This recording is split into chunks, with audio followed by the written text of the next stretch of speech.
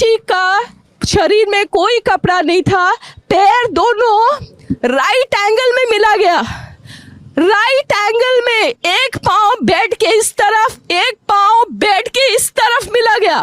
जब तक pelvic girdle नहीं टूटता है, इस तरह दो पांव को नहीं चीरा जा सकता है। 20 दिन बाद कोलकाता केस में पकड़वाया बड़ा रैकेट, सामने आए ऐसे नाम और सबूत सुनकर हिल गई सीबीआई। दरिंदों ने डॉक्टर बेटी के साथ जो किया सुनकर आपका भी खून खौल जाएगा, आपकी भी रूह कांपने लगेगी। अदालत में दरिंदे संजय रॉय के बयान और पॉलीग्राफ टेस्ट से साफ हो गया है कि कोलकाता अस्पताल कांड में एक से ज्यादा लोग शामिल थे। दरिंदे संजय ने गलती से एक ऐसा बयान दे दिया है जिससे ये कंफर्म हो गया है कि डॉक्टर बिटिया के साथ हुए कांड में संजय रॉय अकेला नहीं था, बल्कि हॉस्पिटल के कई बड़े नाम शामिल थे। अब सीबीआई का शक हकीकत में बदलने लगा है। इतने बड़े बड़े लोग इस घटना में शामिल हैं जो कि इस केस को बंद कराने में अपनी सारी पावर, अपना सारा पैसा पानी की तरह बहा रहे हैं। गवाह खरीद लिए जा रहे हैं, सबूत मिटाए जा रहे हैं। जहां वारदात हुई थी वहां रिनोवेशन के नाम पर सारे के सारे सबूत खत्म कर दिए गए, सीसीटीवी कैमरों से छेड़छाड़ की गई। लेकिन इन सब के बावजूद भी अब सीबीआई के हाथ एक बड़ा सबूत लग चुका है। अब ये साफ होने लगा है कि डॉक्टर बेटी के साथ दरिंदगी में तकरीबन 7 लोग शामिल थे। इस भयंकर खुलासे में बताया गया कि 7 लोगों ने शराब पीकर पीड़िता के हाथ को कसकर पकड़ा, उसे मारा पीटा और उसके साथ गलत काम किया। खुलासे में यह भी दावा किया गया है कि 7 लोगों में से 2 ने महिला की टांगें पकड़कर बिल्कुल अलग कर दी। लेकिन ये तो कुछ भी नहीं है, आगे ऐसे ऐसे खुलासे हुए हैं जिसके बाद ये साफ हो गया कि ये काम अकेले संजय रॉय का नहीं था, बल्कि इसमें कई लोग शामिल हैं। अब प्रिंसिपल संदीप घोष समेत 7 लोगों का बचना नामुमकिन है। ये सब कुछ जानेंगे विस्तार से आज के इस वीडियो में। लेकिन वीडियो में आगे बढ़ने से आपसे एक ही रिक्वेस्ट है कि अगर आप इस डॉक्टर बिटिया को इंसाफ दिलाना चाहते हैं तो वीडियो को बिना स्किप किए लास्ट तक जरूर देखें और डॉक्टर बेटी के लिए, उस बेचारी बिटिया की न्याय के लिए कमेंट बॉक्स में एक बार justice for Kolkata female doctor जरूर लिखें। दोस्तों, कोलकाता में डॉक्टर बेटी के साथ हुए दुष्कर्म को लगभग 20 दिन हो चुके हैं, लेकिन अभी भी डॉक्टर बिटिया को इंसाफ नहीं मिला है। अभी भी उन दरिंदों को फांसी नहीं हुई है। कुछ तो जेल में हैं और कुछ लोग आज़ादी से घूम रहे हैं। दोस्तों, अदालत में संजय रॉय ने वो कबूल कर लिया है जिसके इंतजार में पूरा देश था।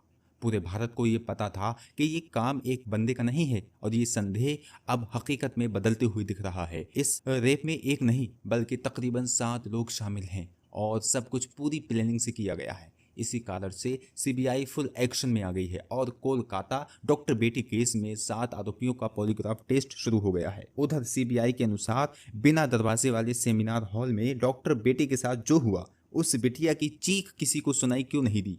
अब सीबीआई ये जानने की कोशिश कर रही है कि अपराध को बिना किसी वादे के कैसे अंजाम दिया गया। क्या कोई व्यक्ति सेमिनार हॉल के बाहर निगरानी कर रहा था? सीबीआई ये भी देख रही है कि सेमिनार हॉल से कोई चीख या फिर शोर क्यों नहीं सुनाई दिया। इन सभी तथ्यों से ये साफ होता है कि डॉक्टर बेटी के साथ दरिंदगी सेमिनार हॉल में नहीं बल्कि कहीं और की गई थी। उसे किसी और रूम में जमकर मारा पीटा गया और फिर जब उसकी सांसें चलनी बंद हो गई तो उन्हें सेमिनार हॉल में ला करके रख दिया गया, जिसके बाद उनके शरीर को दरिंदे संजय रॉय के हवाले कर दिया गया। लेकिन अब संजय रॉय ने अदालत को और पॉलीग्राफ टेस्ट में जो बयान दिया है उससे ये साफ हो गया है कि वो अकेला नहीं था बल्कि इसमें कई लोग शामिल थे। अदालत में दिए गए संजय के बयान को तो जानेंगे ही, लेकिन उससे पहले सबसे भयंकर खुलासे को देखते हैं जिसमें 7 लोगों के शामिल होने का दावा किया गया है। दरअसल सोशल मीडिया पर एक पोस्ट में दावा किया गया है कि कोलकाता के आरजी कर मेडिकल कॉलेज और अस्पताल में हुए डॉक्टर बेटी की हत्या संजय रॉय ने नहीं बल्कि अस्पताल के साथ ट्रेनी डॉक्टर ने की थी और इन सब में अस्पताल का प्रिंसिपल भी शामिल है। मेरी बात जरा ध्यान से सुने, फिर अंत में सब कुछ क्लियर हो जाएगा।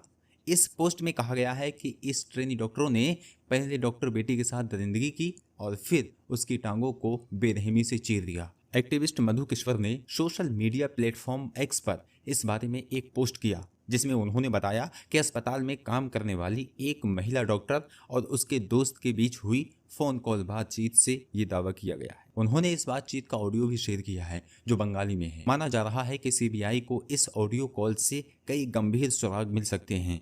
मधु किश्वर के अनुसार इस बातचीत में कहा गया है कि डॉक्टर बेटी एक बहुत ही होशियार स्टूडेंट थी, लेकिन उसे अस्पताल और प्रिंसिपल के कुछ बेहद भयानक राज पता चल गए थे जिसके कारण उसे धमकियां दी जा रही थी। लेकिन इसके बावजूद भी डॉक्टर बेटी डरी नहीं उसने विरोध किया और कहा कि अगर उसे परेशान किया गया तो वो अस्पताल की काले करतूतों को उजागर कर देगी। जिसके बाद पिछले 6 महीने से उसे लगातार परेशान और टॉर्चर किया जा रहा था। उसे बिना रुके 36 घंटे की नाइट शिफ्ट पर रखा जा रहा था और उस पर भारी काम का प्रेशर डाला जा रहा था। सीनियर पीजीटी और अन्य लोग भी इस बात से वाकिफ थे कि प्रिंसिपल और उनके ग्रुप एक्सेस का इस स्टूडेंट पर कितना ज़्यादा दबाव है। इस बात से साफ है कि प्रिंसिपल समेत पूरा अस्पताल उस महिला के खिलाफ खड़ा था, क्योंकि वो सच और न्याय के लिए झुकने को तैयार नहीं थी। इन सब के बावजूद वो लड़की अपने स्टैंड पर अड़ी रही। 9 अगस्त 2024 की रात इन सभी ने मिलकर उसके खिलाफ एक साजिश रची। पोस्ट में बताया गया कि डॉक्टर बेटी के साथ कांड करने से पहले पूरा प्लान बनाया गया था। ये अब तक का सबसे खौफनाक खुलासा है और सीबीआई इसी के आधार पर जांच आगे बढ़ा रही है। बातचीत में ये भी बताया गया कि पहले कई पीजीटी और सीनियर डॉक्टर सेमिनार रूम में आराम करते थे, लेकिन उस रात पीड़िता को अकेले वहां सोने के लिए कहा गया। कुछ स्टूडेंट्स ने अफवाह फैला दी कि कमरा निर्माण अधीन है और वहां कोई ना जा सके, जिसके बाद में सेमिनार हॉल में कोई भी नहीं गया। फोन पर बात कर रही अस्पताल की डॉक्टर ने दावा किया कि घटना से पहले 4 साथी स्टूडेंट ने पीड़िता के साथ सेमिनार रूम में डिनर किया था, जिसमें एक लड़की भी शामिल थी। ये चारों सीबीआई के रडार पर हैं और इनका पॉलीग्राफ टेस्ट भी किया जा रहा है। लेकिन इसके बाद पीड़िता को सेमिनार रूम में अकेले सोने के लिए कहा गया। बातचीत में ये भी बताया गया कि करीब 7 लोगों का एक ग्रुप नीचे गया और शराब पी और फिर उन्होंने पीड़िता के हाथ कसकर पकड़ लिए और उसे मारा पीटा और उसके साथ दरिंदगी की। इस वारदात में एक महिला इंटर्न ने भी मदद की। खुलासे में यह भी दावा किया गया है कि उसमें से 2 ने पीड़िता का पैर पकड़कर चीर दिया, जिससे उसकी पेल्विक की हड्डियां टूट गईं। उन्होंने उसकी कॉलर बोम को तोड़ दिया और फिर उसे उल्टा लेटाकर उसके ऊपर जूतों से रौंदा और फिर उसके सर को इतने बुरे तरीके से कुचला गया कि उसकी खोपड़ी फट गई। इस तरह से 9 अगस्त की देर रात कोलकाता के आरजीकर मेडिकल कॉलेज में डॉक्टर बेटी के साथ दरिंदगी की गई। देखिए, अगर ये सभी बातें सच हैं तो फिर सीबीआई को इन 7 लोगों के खिलाफ सबूत ज़रूर मिलेंगे और संजय रॉय के साथ इन 7 को भी कड़ी से कड़ी सज़ा मिलेगी। इसके बाद जब ये सभी लोग वारदात को अंजाम देकर सीढ़ियों से नीचे उतर रहे थे तो संजय रॉय को देखा ग्रुप डी के दूसरे कर्मचारियों के साथ शराब पी रहा था। इन डॉक्टरों ने संजय से कहा कि सेमिनार रूम में जाओ, वहां तुम्हारे लिए एक लड़की है। इसके बाद संजय ने डॉक्टर बेटी को अर्धनग्न पड़ा हुआ पाया और उसके साथ गलत काम किया ताकि उसका लिक्विड भी उन 7 मर्दों के लिक्विड के साथ में डॉक्टर बेटी के शरीर में चला जाए। सुबह उस बिटिया का अर्धनग्न शव मिला। इसके बाद देश भर में डॉक्टरों ने विरोध प्रदर्शन शुरू कर दिया। ये ट्वीट सीबीआई की जांच में काफी महत्वपूर्ण होने वाला है। माना जा रहा है सीबीआई ने भी 7 लोगों को रडार पर लेके रखा हुआ है। कोलकाता के इस केस में 7 आरोपियों का पॉलीग्राफ टेस्ट शुरू हो गया है। मुख्य आरोपी संजय रॉय का पॉलीग्राफ टेस्ट जेल में ही किया गया। सीबीआई सूत्रों के मुताबिक आरोपी संजय रॉय ने पॉलीग्राफ टेस्ट के दौरान कहा कि जब वो सेमिनार हॉल में पहुंचा तो उससे पहले ही डॉक्टर मर चुकी थी और इसी डर के चलते वो सेमिनार हॉल से भाग गया। संजय रॉय ने दावा किया है कि उसे फंसाया जा रहा है, वो निर्दोष है। आरोपी संजय रॉय ने जेल गार्डों से भी यही कहा था कि उसे दुष्कर्म और हत्या के बारे में कुछ भी नहीं पता है, वो निर्दोष है। इसके अलावा सीबीआई ने आरजीकर मेडिकल कॉलेज के प्रिंसिपल संदीप घोष और 4 डॉक्टर जो वारदात की रात पीड़िता के साथ थे और एक वॉलंटियर से भी पूछताछ की जा रही है, इन सभी का पॉलीग्राफ टेस्ट सीबीआई के कोलकाता ऑफिस में हो रहा है। 9 अगस्त की रात इन डॉक्टरों में से कुछ ने पीड़िता के साथ डिनर किया था। फिलहाल सीबीआई इन सभी से गहराई से पूछताछ कर रही है, लेकिन अदालत में आरोपी संजय ने एक बयान देकर सभी को हैरान कर दिया है। दरअसल 23 अगस्त को कोलकाता के सियालदा कोर्ट ने संजय रॉय को 14 दिन की न्यायिक हिरासत में भेजा। इसी सुनवाई के दौरान संजय पॉलीग्राफ टेस्ट के लिए भी तैयार हुआ। मजिस्ट्रेट ने संजय से पूछा कि वह पॉलीग्राफ टेस्ट के लिए क्यों तैयार हुआ। इसे लेकर संजय ने कहा, पॉलीग्राफ टेस्ट से साबित होगा कि मैं निर्दोष हूँ, मुझे फंसाया जा रहा है। संजय के इस बयान ने बवाल खड़ा कर दिया है, क्योंकि वो खुद को निर्दोष बता रहा है। इसका मतलब साफ है कि इस कांड में कई लोग शामिल हैं।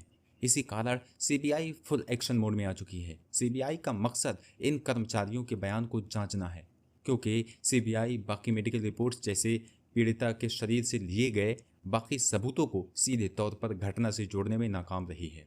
दोस्तों आपको बता दें कि पुलिस इन्वेस्टिगेशन के दौरान जो कुछ भी सबूत छुपाए जा सकते थे, मिटाए जा सकते थे, वो सब किया गया है। बड़े बड़े लोग, बड़े पैसे वाले लोगों ने इस केस को दबाने की खूब कोशिश की, लेकिन जब से ये केस सीबीआई के हाथ आया है तब से उनके भी पसीने छूट चुके हैं। मगर सीबीआई को कुछ सबूत हाथ नहीं लग रहे क्योंकि उन्हें पहले ही मिटा दिया गया था। सीबीआई के मुताबिक कोलकाता पुलिस भी इस घटना में शामिल है। अब सीबीआई जानना चाहती है कि क्या इन चारों डॉक्टरों ने सबूतों के साथ कोई छेड़छाड़ की थी या फिर ये किसी षड्यंत्र का हिस्सा है, क्योंकि पोस्टमार्टम रिपोर्ट इधर उधर करने में प्रिंसिपल समेत ये सभी लोग बेहद माहिर। इसी कारण से सीबीआई इस घटना को कई एंगल से जांच कर रही है। आरजीकर अस्पताल के प्रिंसिपल संदीप घोष से लगातार पूछताछ की जा रही है, लेकिन वो बार बार अपने बयान बदल रहे हैं। इससे ये साफ होता जा रहा है कि कांड में उसका बड़ा हाथ है। उसके घर पर भी सीबीआई और आयकर की रेड मारी जा रही है। लेकिन सवाल यही निकल कर आ रहा है कि कौन है इस पूरे केस के पीछे जो इन सबको बचा रहा है। कौन है वो पावरफुल लोग जिनका नाम सामने नहीं आ रहा है और वो अंदर ही अंदर इन सबको बचा रहे हैं। इस केस में सीसीटीवी फुटेज की गहराई से जांच की जा रही है। अस्पताल के सेमिनार हॉल के दरवाजे की सटकनी कुछ दिनों से टूटी हुई थी और ये बात सबको पता थी। इसी कारण जब डॉक्टर रात 2 बजे से 3 बजे के बीच में सेमिनार हॉल में गई तो दरवाज़ा बंद नहीं कर पाई। लेकिन फिर भी किसी को कुछ नहीं पता चला कि अंदर क्या चल रहा है, या फिर सबने सब कुछ जानते हुए भी आंखें बंद कर ली। सीबीआई ये भी जानना चाहती है कि सेमिनार हॉल से कोई चीख क्यों नहीं आई, जबकि सेमिनार हॉल साउंड प्रूफ भी नहीं है। आपको बता दें कि आरजीकर अस्पताल में अश्लीलता का धंधा चलने का आरोप लगा है। कभी ड्रग रैकेट तो कभी अश्लील काम किए जाने जैसे गंभीर आरोप लगे हैं। अब सवाल यही उठता है कि क्या महिला डॉक्टर को ये सब पता चल गया था? क्या वो अस्पताल के इन काले कारनामों का पर्दाफाश करने वाली थी, इसीलिए उसे मार दिया गया? शनिवार को सीबीआई ने आरजीकर मेडिकल कॉलेज में कथित वित्तीय अनियमितताओं की जांच शुरू कर दी है। वहीं अदालत ने सीबीआई को 3 सप्ताह के भीतर इस जांच की प्रगति रिपोर्ट पेश करने का निर्देश दिया है। लेकिन अब सवाल ये है कि इस घटना का मुख्य आरोपी संजय रॉय नहीं तो कौन है? क्या इस पूरी घटना में आरजीकर अस्पताल के प्रिंसिपल संदीप घोष का हाथ है?